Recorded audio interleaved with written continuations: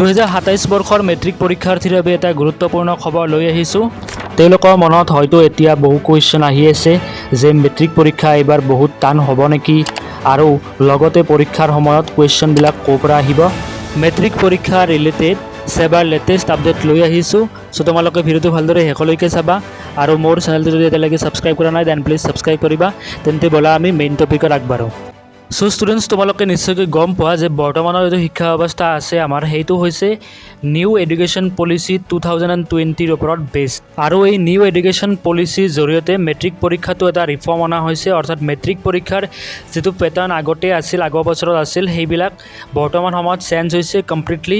আছিভ অৰ্থাৎ আগতে যিটো আমি SEBA বুলি কৈছিলোঁ, সেই SEBA তৰফৰ পৰা এটা নটিফিকেশ্যন জাৰি কৰা হৈছিল, য'ত তেওঁলোকে মেট্ৰিক পৰীক্ষাত কেনেকুৱা ধৰণৰ কুৱেশ্যনছ আহিব, কোনটো পেটাৰ্ণত কুৱেশ্যনছবিলাক আহিব, ষ্টুডেণ্টে ক'ৰ পৰা পঢ়িব, এই গোটেইখিনি কথা ডিটেইলছত কৈছিল। চ' তোমালোকক মই দেখুৱাই আছোঁ স্ক্ৰীণত। তোমালোকে সেই আপডেটটোৰ যিটো সাৰমৰ্ম আছে, সেই সাৰমৰ্মখিনি তোমালোকক মই ভালদৰে দেখুৱাই দিছোঁ।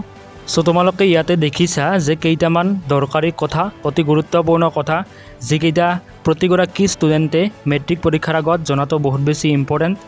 আৰু SEBAৰ মতে যে তোমালোকে কেৱল মুখস্থ কৰিলেই নহ'ব, তোমালোকে যিকোনো এটা টপিক বুজাৰ ওপৰত বেছিকৈ গুৰুত্ব দিব লাগিব। তেওঁলোকে কৈছে যে মুখস্থ বিদ্যা ফেইল হ'ব এইবাৰ। প্ৰশ্নবোৰ এতিয়া ডাইৰেক্ট টেক্সট বুকৰ পৰা নাহিব পাৰে। লাৰ্ণিং আউটকাম আৰু কনচেপ্টৰ ওপৰত জোৰ দিয়া হ'ব। অৰ্থাৎ ছাপ'জ তুমি যিকোনো এটা টপিক পঢ়িছা, সেই টপিকটোৰ পৰা তুমি কি শিকিলা, কোনকেইটা বস্তু তুমি ভালদৰে বুজি পাইছা, সেইখিনিৰ ওপৰত বেছিকৈ জোৰ দিয়া হ'ব, আৰু সেইটোৰ ওপৰত ভিত্তি কৰি তেওঁলোকে কুৱেশ্যনছবিলাক বনাব। গতিকে কেৱল মুখস্থ কৰিলে এইবাৰ পৰীক্ষাত বহুত অসুবিধা হ'ব। চ' তোমালোকে মুখস্থ নকৰিবা, ভালদৰে কনচেপ্টটো বুজি ল'বা। নেক্সট তেওঁলোকে কৈছে যে এইবাৰ টুইষ্টেড কুৱেশ্যনছ আহিব পাৰে, অৰ্থাৎ ঘূৰাই পকাই আহিব প্ৰশ্ন, য'ত তেওঁলোকে কৈছে একেটা কথাকে বৰ্ডে অলপ বেলেগ ধৰণে সুধিব পাৰে। কনচেপ্ট ক্লিয়াৰ নাথাকিলে উত্তৰ জনা সত্ত্বেও লিখিব নোৱাৰিবা। অৰ্থাৎ যদি তোমালোকে ভালদৰে বুজি নোপোৱা কোনোবা এটা কুৱেশ্যন বা কোনোবা এটা টপিক, যদি তোমালোকে ভালদৰে ক্লিয়াৰ নাথাকে, তেতিয়াহ'লে তাৰ আনচাৰ তোমালোকে লিখিব নোৱাৰিবা। বিকজ তেওঁলোকে এনেকুৱা ধৰণৰ কুৱেশ্যনছবিলাক ইণ্ট্ৰডিউচ কৰিছিল আৰু এইবাৰো কৰিব। নেক্সট তেওঁলোকে কৈছে যে মেথছ আৰু ছায়েন্সত নতুন নিয়ম, এই দুয়োটা বিষয়ত এপ্লিকেশ্যন বেছড প্ৰশ্ন আহিব। প্ৰশ্ন হুবহু কিতাপৰ অনুশীলনীৰ পৰাই হ'ব বুলি কোনো কথা নাই, সংখ্যা বা উদাহৰণ সলনি কৰি দিব পাৰে। অৰ্থাৎ তোমালোকে যদি পঢ়ি যোৱা যে 1+1 = 2, তেতিয়াহ'লে এইটো যদি তোমালোকৰ কিতাপত আছে, কিতাপৰ পৰা ডাইৰেক্ট প্ৰশ্ন নাহিব পাৰে। তেওঁলোকে নিজাকৈ কিছুমান প্ৰশ্ন বনাই দিব পাৰে, যিধৰণে 2026ত বনাই দিছিল কিছুমান কুৱেশ্যনছ, সেইধৰণে তেওঁলোকে বনাব। লগতে তোমালোকৰ ফৰ্মুলা বেছড, অৰ্থাৎ সূত্ৰৰ ওপৰত বেছিকৈ কুৱেশ্যনছ আহিব বুলি তেওঁলোকে কৈছে। নেক্সট পইণ্টটো হৈছে ইংলিছ আৰু লেংগুৱেজত, অৰ্থাৎ তোমালোকৰ যদি ইংৰাজী আৰু অসমীয়া বিষয় দুখন আছে, তেতিয়া আউট অফ চিলেবাছ কুৱেশ্যন থাকিব পাৰে। লাইক তোমালোকৰ কিছুমান গ্ৰামাৰত বা আনচিন পেছেজ, ইংলিছৰ ক্ষেত্ৰত কৈছোঁ, য'ত তোমালোকৰ আনচিন পেছেজবিলাক আহিব পাৰে, ষ্টৰি ৰাইটিং আহিব পাৰে। তো কেৱল কিতাপৰ পাঠৰ প্ৰশ্নৰ উত্তৰ পঢ়িলে নহ'ব, আনচিন পেছেজ আৰু গ্ৰামাৰৰ ওপৰত বেছিকৈ গুৰুত্ব দিব লাগিব। তাৰপিছত এটা বস্তু হৈছে, আৰু সেইটো হৈছে যে তোমালোকৰ ডাবল কষ্ট হ'ব। এইটো তোমালোকে নিশ্চয়কৈ গম পোৱা যে MCQ আৰু ডেছক্ৰিপটিভ দুয়োটা পাৰ্টত তোমালোকক 1.5 ঘণ্টাকৈ সময় দিয়া হ'ব, য'ত তোমালোকে 45 মাৰ্কছৰ আনচাৰ কৰিব লাগিব দুয়োটা বিষয়তে।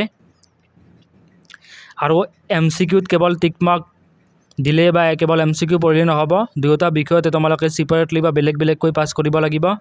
চ' তোমালোকে দুয়োটা বস্তুৱে প্ৰেক্টিছ কৰিব লাগিব। তোমালোকে OMRও চাব লাগিব, আৰু তোমালোকে ডেছক্ৰিপটিভ পাৰ্টৰ বাবে কুৱেশ্যনছবিলাক ৰাইটিং প্ৰেক্টিছ কৰিব লাগিব।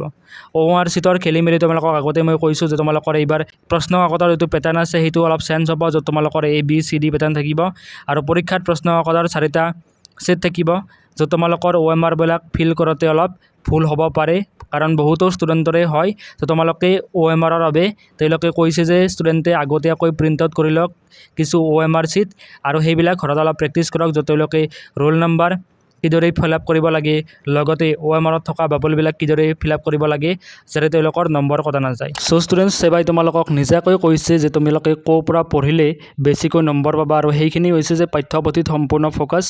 অৰ্থাৎ তোমালোকে মেইনলি য'ত ফ'কাছ কৰিবা সেইটো হৈছে তোমালোকৰ টেক্সট বুকবিলাক। তাৰপিছত তেওঁলোকে কৈছে যে তোমালোকে বেছিকৈ সূত্ৰ আৰু ইয়াৰ প্ৰয়োগৰ ওপৰত বেছিকৈ গুৰুত্ব দিব লাগিব।